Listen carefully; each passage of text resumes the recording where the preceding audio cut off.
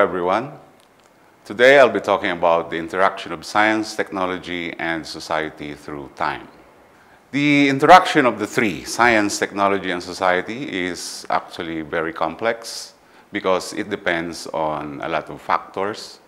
Of course, there are elements of science, technology, and also more complicated and extreme elements as far as society is concerned. In this context, we will be using science as, for instance, a way of knowing, in addition to traditional ways of seeking knowledge. Science as a structured approach in our search for answers and explanations of nature, physical phenomena, with, of course, the utmost objective of arriving at an understanding. On the other hand, for technology, we will be referring to our ability to control, alter, modify, or tamper with nature in order to suit a certain practical applications that is hopefully beneficial to society. And for society, of course, we are referring to the human society composed of people with certain values, morals, prejudices, problems, and priorities. And at the end of the presentation, you shall see that the society, in addition to being the creator of science and technology, the society is also the end user, and the society also poses the greatest constraint as far as science and technology interaction with society is concerned. Science interaction varies with several factors. It varies with geography and ethnology, characteristic of the society. For instance, the interaction of the three. The interaction of HTS would be different in a society that is, for instance, highly religious. It would be different also for societies that are highly industrialized. It would be different for societies, for instance, in an Amish society, the interaction of science, technology, and society is also glaringly different. It also varies with time because throughout our history, things change, factors change, forces change. So I will be giving 3 case studies in this presentation to sample different time domains, starting from the early days of science, and then followed by the early days of technology and on to the modern times. And also, the interaction of the three varies with the state of global affairs, because the state of global affairs sometimes dictates the priorities of society. And the priorities of society have a very huge impact as far as the appropriation of science and technology is concerned. So for the first case, let's talk about what I call the birth pains. The birth pains refer to the early days of science, which we refer to as Aristotelian philosophy. Admittedly, there was no technology during this time yet. And characteristic of Aristotelian philosophy, if you notice from your readings, is that it's a very simple science. One virtue of a scientific theory is simplicity, as you know. And Aristotelian science is so simple. In fact, Aristotelian chemistry enumerates only 4 elements: that of earth, water, air, and fire. And that's so simple. Maybe that's the reason why, or part of the reasons why it stood for many centuries. And of course, when I am talking about society during these times, the major forces of society in this era is, of course, the church. And of course, another personality named Thomas Aquinas. So we'll talk about the outcomes of the interaction of the three. As you know, and up to this time, there is a constant conflict between science and religion, or science and the church. Well, historically, this conflict goes as early as when Thomas Aquinas made the synthesis regarding Aristotelian philosophy and the teachings of the church as being in consonance with each other. So Aquinas actually laid the foundation of the thinking that when you attack Aristotelian philosophy, you also attack the teachings of the church. So for a very long time, nobody dared question Aristotelian philosophy. Of course, there was no technology yet that can be used to verify or falsify his theories during these times. And so what are the outcomes of this interaction of science and society during this time? The glaring outcome would be actually the stagnated growth of science. It took almost 2,000 years before science can develop, at least in initial baby steps, up to the state that it is now today. So this interaction during these times of Aristotelian philosophy and the great power that is the church would, of course, echo up to the modern times, and it also laid the foundation of a lot of conflicts throughout the history of science and society. As a second case, let's take the case of the Industrial Revolution, or we refer to it as the first Industrial Revolution, according to science historians, the one that happened in England or in Great Britain. So the science that is at play here includes power generation, the knowledge of generating new sources of power, as a revolution or as a change or as a departure from the use of beasts of burden like the horses as the main or the primary source of power.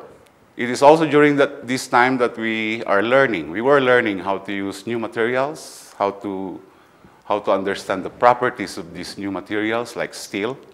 Also, the English science, as you know, during these times we already have a knowledge of mechanics brought to us by Isaac Newton, and the science of economics, mainly by Adam Smith in his book, Wealth of Nations.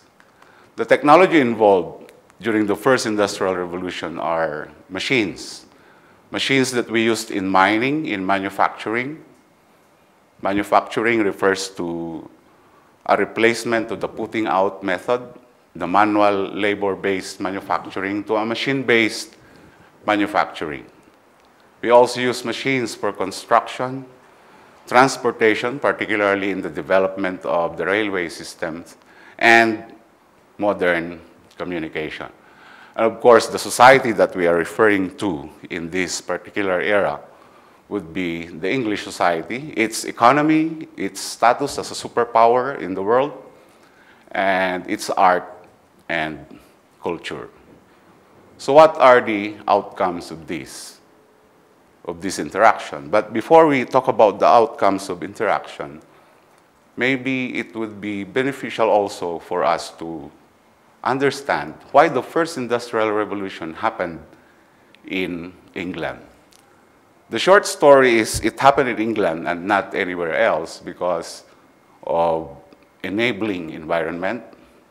It is a collaboration of fortunate circumstances. As far as power generation is concerned, England is blessed with abundance of coal, because coal would soon replace the animals or the horse as the main source of power. Coal would usher in the technology of the steam engines. So resources and also capital.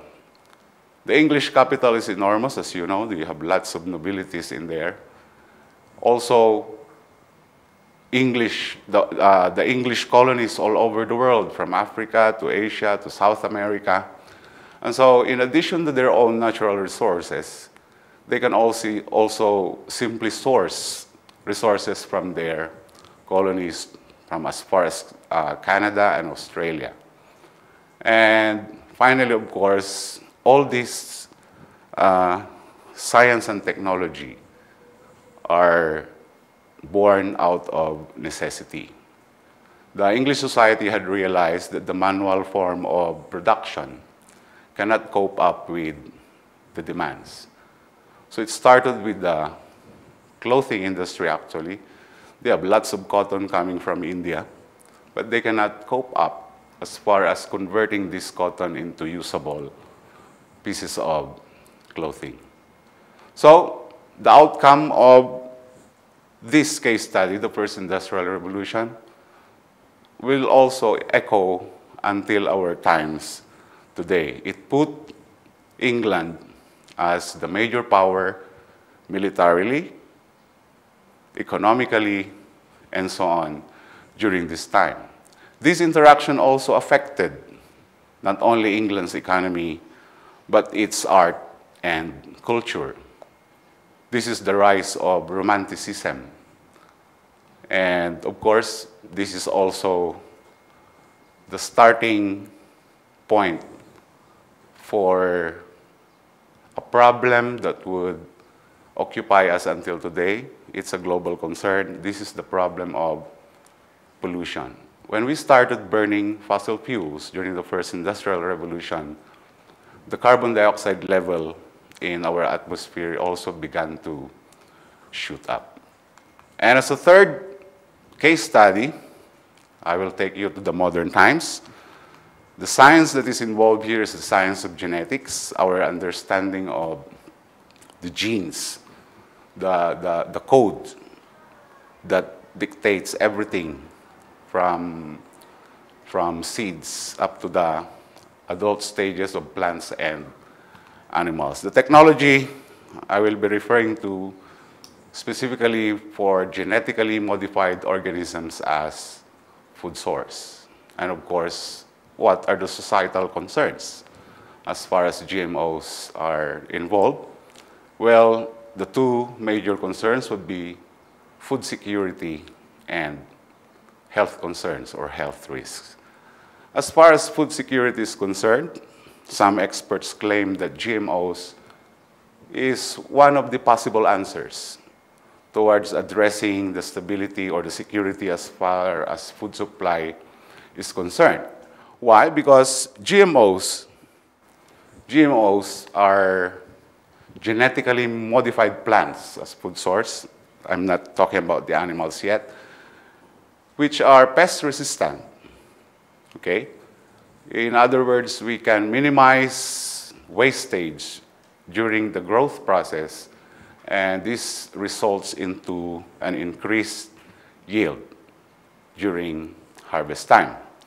So aside from being resistant to pests, we can also genetically modify plants like what they did in China to be able to grow certain species of rice in salt water or in brackish water. And that's a very important step because particularly in our country, we have limited times as far as rice production is concerned or rice culture is concerned because we are heavily dependent on rains. But we do have a lot of salt water. We are surrounded by salt water. So if we can adopt this technology or if we can replicate this technology, this rice, the breed of rice that survives in salt water, then it would mean a lot as far as food security in our country is concerned. The second societal concern with GMOs would be health risks. Some people are claiming that GMOs are hazardous to your health. That why would I eat a GMO corn, for instance, when even the insects would refuse to eat it, something like that. Of course, these concerns emanate from the lack of science or the lack of understanding of science or the lack of studies that would point towards whether or not GMO food really pose health risks to people. So And the other concern, as far as society is concerned, also in these GMOs would be the proprietary ownership of the genetically modified plant. Because farmers are not allowed to plant their own seeds after a particular harvest. They are required to buy a new batch from the owners of the technology. So there is also this concern, and particularly this concern is among our farmers. So what are the outcomes? The outcomes depend on the society. For science-based society, of course, for example, the American society allow the consumption of GMOs with certain requirements according to their laws, such as the full disclosure that a certain food product contains GMOs. Russia doesn't allow GMOs to be part of the food supply for its population. In the Philippines, of course, well, we all know what happened to the BT talong. It has been discontinued. So as you can see, the response of society to science and to the emerging technology varies not only according to the natural characteristic of that society, its values, its morals, but also it varies with time. Today is the time wherein scientific results can easily be accessed by people through social media. Of course, mostly in laymanized form. So that is both a good news and a bad news because more and more people would be educated as far as scientific results are concerned, because the case is we usually are aware only of the technology, but we don't care about the science behind the technology. In other words, we are consumers. We are not producers. We are not producers of technologies. We simply appropriate this technology for our benefits. So, as a summary, I would like to compare the interaction of science, technology, and society to this image here, the image of a man driving an automobile. Depending on the society that you are in, I would like science to be the brain of this driver. So the brain is science, the body of the driver is society, and the automobile is the technology. And this analogy, I believe, is particularly true for the industrialized society, the science-based society. Because in other regions of the world, in other society, the brain is the society. It's the society that dictates which science and which technology to appropriate. It's the society that dictates how we utilize a scientific knowledge for good or for bad. And these decisions, of course, are based on the priorities of the society. As I said at the start of this lecture, the natural characteristic of the society, its geography, its priorities, its problems, its fears, and everything about it will ultimately become the constraints to science and technology. I don't remember the author who said this, but he said that science is a differential equation and religion or society in general is the boundary condition. In other words, science can give us a lot of things, an infinite number of things, good or bad. That's what a differential equation is. It has infinite number of solutions. But to arrive at a particular solution, you need boundary conditions. And these boundary conditions are supplied by society. So in other words, science has to satisfy the needs, the priorities, the fears, and everything of the society in order to yield certain results that are useful also for the society. Thank you.